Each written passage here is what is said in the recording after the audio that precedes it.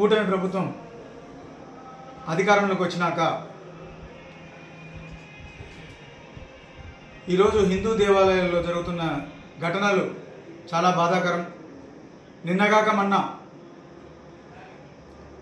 సింహాచలంలో జరిగిన సంఘటన, దాదాపు 8 మంది మరణించడం జరిగింది. గోడ కూలి. ఈరోజు ఈ ప్రభుత్వం ఎంత ఘోరంగా తయారైందంటే హిందువుల దేవాలయాలకి భక్తులు పోవాలంటే భయపడే పరిస్థితి తీసుకొస్తున్నారు. గతంలో ఒక 6 నెలల క్రితం మనం చూసినాం, తిరుపతిలో దర్శనం కోసం టికెట్లు ఇస్తున్నారని చెప్పి ఎంతమందిని పొట్టన పెట్టుకున్నారు ఈ ప్రభుత్వం. మళ్ళీ నిన్న కనీసం నాణ్యత లేకుండా గోడ కట్టి ఈరోజు ఎంతమంది చనిపోయినారు. పవన్ కళ్యాణ్ గారు సిగ్గుపడాలి. మీరు ఇది ఓ అంటే సనాతన ధర్మాన్ని కాపాడుతాను, మన హిందువులకు ఉండేది దేవాలయాలే అంటున్నాం. ఈరోజు హిందువులు ప్రతి ఒక్కరూ దేవాలయం పోతే ప్రశాంతంగా కూర్చోవాలి అనే పరిస్థితి లేని పరిస్థితి వచ్చేసింది. ఈరోజు చూడండి ఎంత దారుణం అది. గోడ కట్టి వారం కాలేదు, ఎంత నాసిరకంగా గోడ కట్టారు. అంతమంది హిందువులు 65 గుడికి దేవుని దర్శనం చేసుకుందాం ప్రశాంతంగా అని పోతే ఈరోజు బయటికి వచ్చే పరిస్థితి లేదు. ఓ అంటే గింజుకుంటాడు ఈ పవన్ కళ్యాణ్. డిప్యూటీ ముఖ్యమంత్రిగా ఉండి ఈరోజు ఇంతమంది చనిపోతుంటే కనీసం వాళ్ళ దగ్గరికి పోయే పరిస్థితిలో లేడు ఆయన. ఎక్కడున్నాడు? చనిపోయిన వాళ్ళకి ఏంటిది నామకి వాసేలాగా మీరు చేసిన తప్పు వల్ల అంతమంది చనిపోతే వాళ్ళకి ఏదో ముష్టి పడేసినట్టు 25 లక్షల డబ్బులా? మీరు జగన్మోహన్ రెడ్డి కాలి కోటికి సరిపోరు. ప్రజలకి సేవ చేయడంలో గతంలో మీరు చూసినారు, సింహాచలంలో విశాఖపట్నంలో చనిపోతే ఒక్కొక్క కుటుంబానికి ₹1 కోటి ఎక్స్‌గ్రేషియా ప్రకటించినారు. ఈరోజు ఏం చేస్తుంది మీ ప్రభుత్వం? హిందూ దేవాలయం మీద కక్ష కట్టి గతంలో ఇంతే చంద్రబాబు నాయుడు ఆ రోజు పుష్కరాలకు ఆయన షూటింగ్ అని చెప్పి ఎంతమందిని పొట్టబెట్టుకున్నాడు? 29 మందిని పొట్టన పెట్టుకున్నాడు. మీరా న్యాయం చేసేది, సనాతన ధర్మం గురించి మాట్లాడేది. ఈరోజు చూడండి, మన ఆర్లగడ్డలో చూడండి ఎంత దిక్కుమాల పరిస్థితికి వచ్చారు వీళ్ళు. నిన్న పేపర్ చూస్తుంటే మాకే సిగ్గేస్తుంది. గత 25 సంవత్సరాల ముందు కట్టిన చౌల్ట్రీస్కి, అదేవిధంగా అన్నసత్రాలకి కరెంటు కట్ చేస్తున్నారు.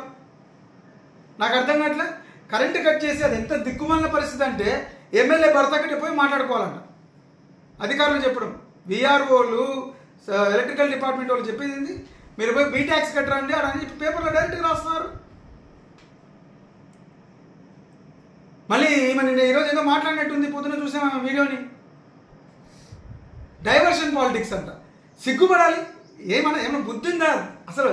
గుళ్ళకు వచ్చే భక్తులని నిన్న కరెంటు కట్ చేస్తే రాత్రి కరెంటు లేక మొన్న ఎంత ఇబ్బంది పడుతున్నారు వాళ్ళు.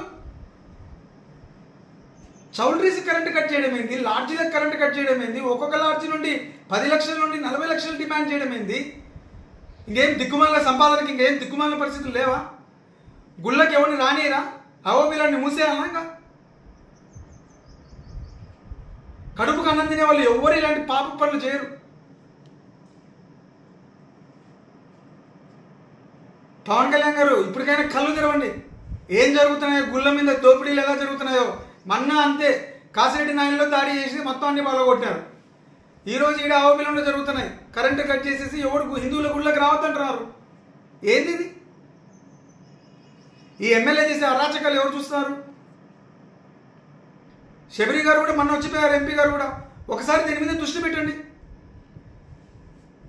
ఎందుకు ఇలా జరుగుతున్నాయి? సరే, ఎమ్మెల్యే ఇంకా దిక్కులేదు, ఏమైనా దోచుకుంటుంది కాబట్టి కనీసం ఎంపీగా మీరు ఉన్నారు, మీరు దీని మీద దృష్టి పెట్టండి.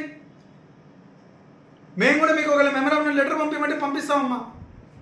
ఖచ్చితంగా మీరు దీంట్లో ఇన్వాల్వ్ అవ్వాలి అని 2 మినిస్టర్లు ఉన్నారు. ఎవరి అవినీతికి వాళ్ళు తయారైపోయారు. ఇక్కడ మినిస్టర్ గారు కూడా ఒకటే, ఒకసారి అవోబిల మీద దృష్టి పెట్టండి, జరుగుతున్న అరాచకాల మీద. హిందూ దేవాలయాన్ని ఇప్పుడైనా కాపాడండి.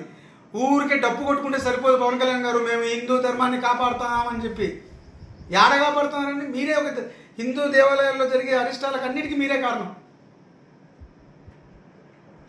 ఇప్పటికైనా ఈ అహోబిలంలో జరిగే ఎలక్ట్రికల్ డిపార్ట్మెంట్ అసలు నాకు అర్థం కావట్లేదు. ఎందుకు కట్ చేస్తున్నారు మీరు? 25 yearsలో లేనిది ఈరోజు మీకు ఆ చౌల్ట్రీస్ అడ్డు వచ్చినాయా, లేకపోతే వాళ్ళ కరెంట్ ఏమైనా ఉందా? ప్రతి ఒక్కరు కరెంట్ బిల్ కరెక్ట్గా పే చేస్తున్నారు, అయినా వాళ్ళని హరాస్ చేయడం ఏంది?